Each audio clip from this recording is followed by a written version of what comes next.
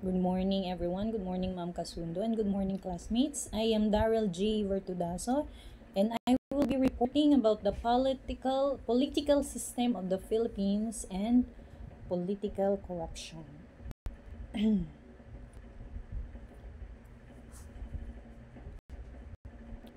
When we say political system, it basically delineates the structure of government, its fundamental principles and norms, and how it carries out its policies, rules, and procedures. Each state has unique traits in its political system, depending on what the constitution of the laws provide or what the state recognizes. It varies according to the forms of government that also indicates how the government operates and its reflection of society. We have presidential system. The Philippines has a presidential system of government with a separation of powers between the executive, legislative, and judicial branches. Multi-party democracy. The country has a multi-party system with numerous political parties competing for power. But before that, we go over with the historical context and evolution of the Philippine politics.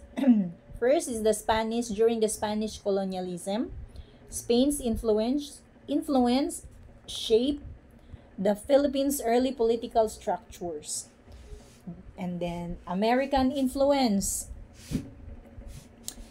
American rule introduced democratic ideals and institutions. And the post-independence. The Philippine transition to an independent republic facing challenges in establishing stable governance. These are the branches of government. We have executive branch. In executive branch, it is headed by the president, who is the head of the state and government.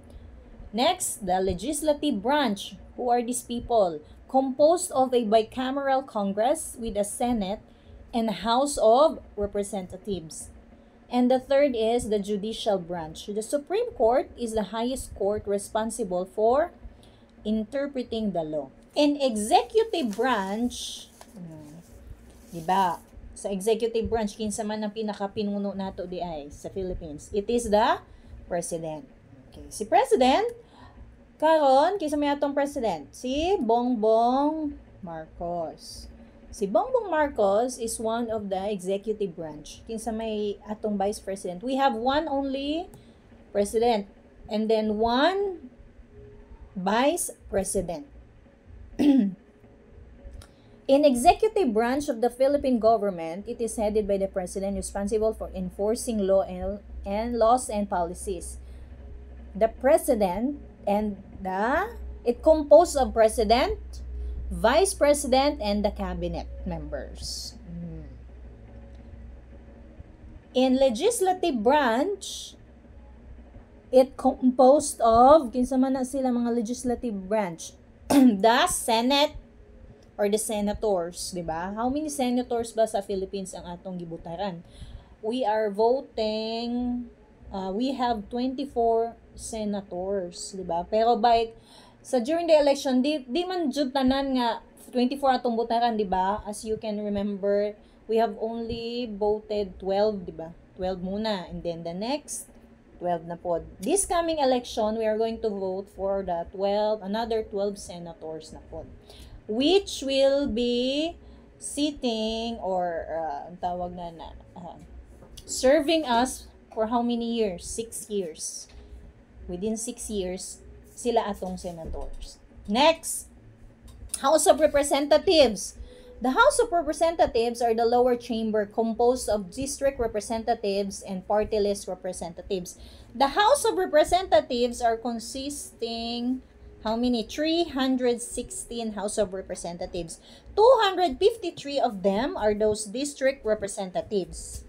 And then 63 are those the party list representatives. So, they are going to serve in the government for how many years? 3 years.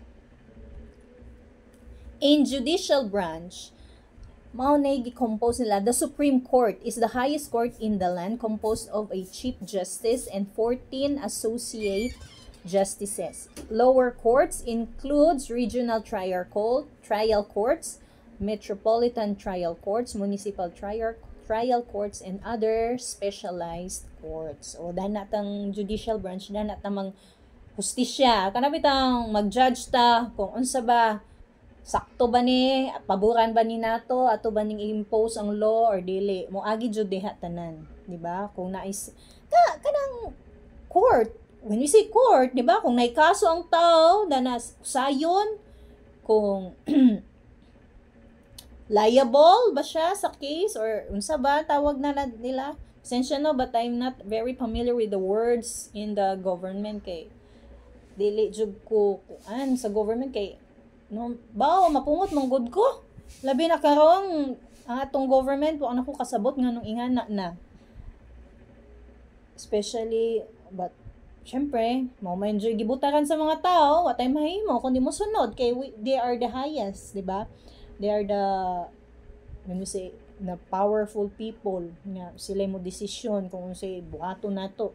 Kita mo sumusunod lamang kay kita may naramantas ubos. Sila kay naman sila sa ibabaw, so sila jud magbuhat. Di ba? But as you can observe nga ang result nga sa ato mga gibutaran nga mga tao, don't get me wrong, pero makahinuklok mo trabaho, makapungot pud no kay taghanang mga cases, mga nahitabo karon nga dili na sakto, makapungot kay mura tag nisalig ba sa isa ka tawo kay syempre we are referring mura bitaw gasalig ta kay tungod sa iyang papa sa una kay matud pa sa papa ug mama nga si Marcos kuno sa una kay very strict na kung disiplina ang mga tao during that time. So, kita pong mga botante, mura putag na ko kay Marcos lagi. But, also with the help of, kinsa man, Sara Duterte, kay kita mga Bisaya. Maka Duterte man jud ta, kay si Sara isog man na, no? So, gi-endorse po ni Sara, that's why we trust them. That's why Marcos is now our president, di ba? Si Bongbong. And then, Sara is the vice president. Tanawa ka kung nahitabo. Mura, nagsila gaaway. Wa natakasabot nila. Naunsa naman Kay, loe laman si Duterte na priso. Das laing nasod. And then, si Marcos, walay gihimo. Nga unta, he is the head of the Philippines. Nga dapat, he has the power to protect people, di ba? Dapat iyan ang tapunggi. Kung si Duterte, gikuha, man lang deny ang case kay naman say right nga dili ipapriso kay siya may presidente na to. But it's very sad nga nahitabo na ron. Kakainis lang. No. Okay, again, in political system, the government, we have the president, 6 years in service, vice president, 6 years in service. Senators, we have 24, which is good for 6 years po nilang serving nato. And then the House of Representatives, consisting of 316. Challenges. What are those challenges and criticisms of the Philippine political system? We have political dynasties. Powerful families have dominated politics, limiting opportunities for new leaders, di ba? Di ba? Dynasties, di ba? Halos tanan man karon. Kung ikaw amahan, mulan sir po yung asawa, mulan sir ang anak. Murag pamilya ninyo tibok, pamilya na anas sa politika. Sa politics, no? Kamunay gauban dadto, murag kamunay tag-iya. So other people has no chance. Kay murag gasalig naman sila kay ay dadto tabutar kay kanis kuan iyang papa sureball naman ni kay buutan lagi ni yana. And then that's why the other members of the family also nilansar. No.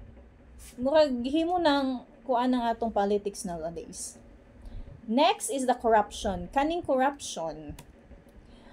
It is a complex issue that affects various aspects of society and governance. It can take many forms: bribery, embezzlement, nepotism, crime. Dagang klase sa corruption. Normal, mura ba, it's a very common word na in politics, in the government. Isa sa reason nga the Philippines kita naglisod og samot because of the corruption. Kay kaning mga naa sa ibabaw, hala, kay salig kay di man nilang kwarta, hala, corrupt, kuha dire, kuha dito, igamit bisag asa, wa na namao, kita pong naadare sa ubos, nagabagood og pagmayad sa mga buhis, sa atong mga tax, sila ang nakinabang. Based on my opinion or ideas, sa na-obserbahan nga na ho, inga na, jud, di naman jud si mawa ng corruption, I don't know kung basi mo samot na how many years later unsa pa ba mo samot na unta makakita tagtaw nga mulan sir nga very concerned to the Filipino people kanang bitong dili corrupt man taw ay nako, it's very hard to find a person talaga nowadays nga mulan sir kung kinsa jud atong tuhan.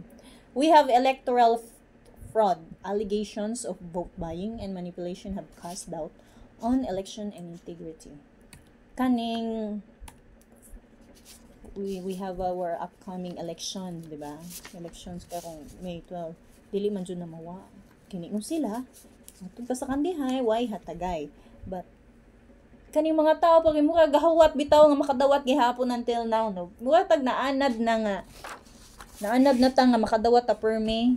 So mura na gipalit na ang atong boto kay aron laman butaran ka. Pero nabaya po'y manghatag nga di ka butaran no kay naman po'y tao nga na nga abisan pagitagaan ko nimo 1,000 di gyapon ko butar nimo kay di man kamaayo. Di man kamaayo sa laing tao. Ang dawaton ang imong gihatag pero I will not vote for you. Di ba naman tay nga na usahay nga atong paminaw nga ay dawaton kay gitagaan man ta. So dawaton na to. Pero dili siya assured nga imo sa butaran. Di sure nga imo sa butaran kay ngano. Maybe because of the backgrounds, imo siyang gi-check. Imong gi-check iyang background nga ay kuan di man gud na maduuwan. Kay sa silingan man gani, di man gani na mutabang. Pero muhatag gihapon, mudawat gihapon ta sa giyang gihatag. Kay gitagaan man ta. So sayang man po, di ba? Syempre nanginahanglan ba putag kwarta.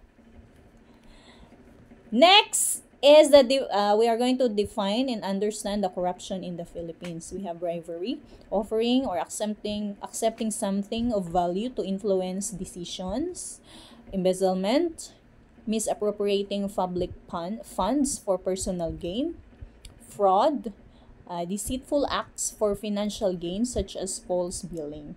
Kaning corruption, nadyo na itulo ka klase, bribery ba, embezzlement, or fraud. Kaning fraud kay murag nang limbong ka sa mga billing, di ba na-issue karon nga si Sara Duterte gi-fraud ang mga papers katong iyang confidential fund kung asa patunong fake ang mga bills nga gipanghatag.